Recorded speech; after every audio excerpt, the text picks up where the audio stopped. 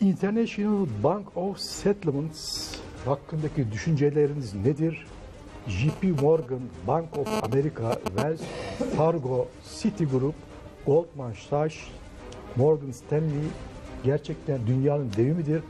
Arkasındaki güç kim ve ne istiyorlar? Bankaların pozisyonu ne dünyadaki savaşlarda?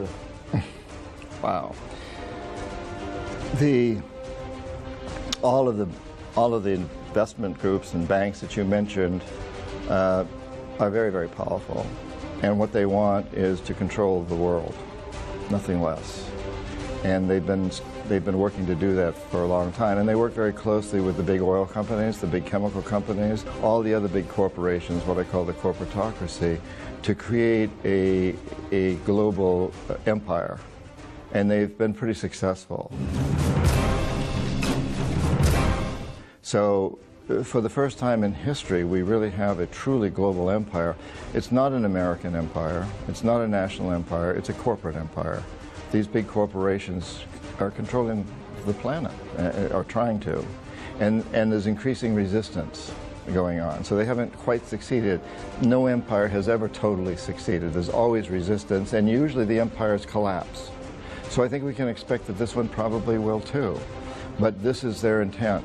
And the big banks, the big investment houses are, in a way, the catalyst, the guiding power behind this move. Other corporations are also very much involved. Big agribusiness, the big oil companies, the big chemical companies, some of the big merchandising and retail companies. But the driving force always is money. And so the big investment houses and banks have a tremendous amount of power here. And truly, their goal is nothing less than creating an empire. And I was part of that as an economic hitman, the idea being that we could now, for the first time in history, create an empire without using the military for the most part.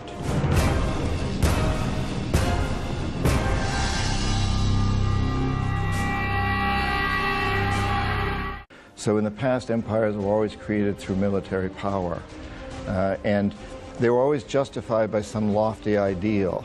Spreading Islam, spreading Christianity, spreading civilization, whatever. There was always this lofty ideal, but this new empire, and so these old empires sent their armies out to conquer other people, to spread the good things, the religion, the ideals, whatever, Catholicism, But in recent times, the ideal has been what we call democracy and capitalism, which are just watchwords. The real truth is to spread the power of a very few people who run these big corporations.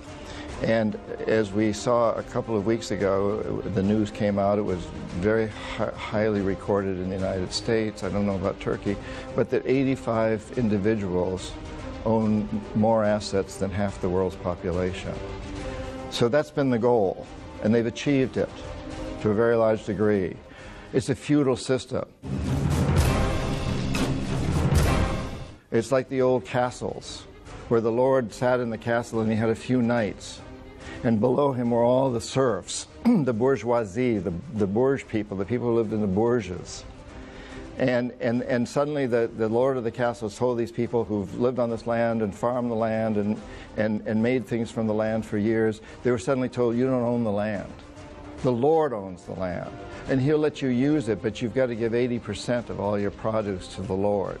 If you don't, His knights will come in and kill you, or they won't protect you from the knights from the other castles who will attack you. We're experiencing that same system today. But today, the castle is the world, and there's a few people who are sitting on top, and they're saying, hey, we'll take care of you. We're the Lord. You're all bourgeoisie, but pay us taxes, work for us for very little pay, give us your resources, and if you do that, we'll protect you. From who? Basically protect you from us. And I think the world is beginning to wake up to this now. The banks that you mentioned are sitting at the top of the castle. And, we're beginning to wake up and we're beginning to chip away at the castle. That's what... Türkiye'ye gelen ekonomik tetikçi tanıyor musunuz? No. I never worked in Turkey personally. I worked in Iran, I worked in Kuwait, I worked in Saudi Arabia, I worked in countries around here, but I never worked in Turkey itself. And so I have no personal experience. I have no doubt that there were a lot of economic hitmen here, and still are. And jackals too, probably, but I personally cannot speak to that because I don't have any personal experience in this country. My only experience in this country has been very pleasant. As a speaker and as a guest and as a tourist and as somebody who comes to conferences, but I have not ever worked here as an economic hitman. Kemal Derviş adı size neyi çağrıştırıyor? I'm not sure who that is. Ankara, Arap sermayesinin akışını Londra'dan Türkiye'ye çevirebilir mi? Difficult. I think you can siphon some of the money off and have it go to Ankara, but let's face it, I mean, the British have such a long history in the United States and Europe here that it's certainly a tug of war. And, you know, how much of that capital can Ankara get? I really don't know. But I will say this, I think it's well worth trying. I think the balance of power needs to switch. One of the great things 2.5 years ago when I was first here in Turkey that I kept hearing from other people from the Middle East is that Turkey was a model. Turkey was serving as a model for so much of the Middle East. I think that's been hurt recently by the scandals that have occurred here in the current administration. The corruption and the demonstrations have in a way upset that balance, at least temporarily.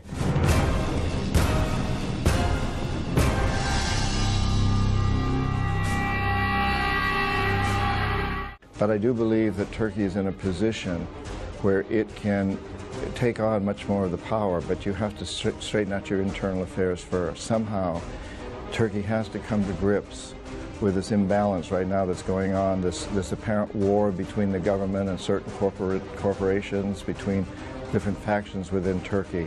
If Turkey can stabilize its politics more, then I think Turkey's in an amazing position to be a leader in the Middle East. And personally, I'd really like to see that happen. It's been way too long that London and other parts of Europe and the United States have had way too great of an interest here in the Middle East and too much power.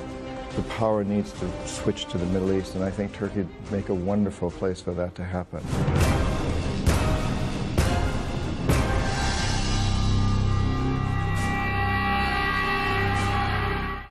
I think Turkey's in a magnificent position. You have an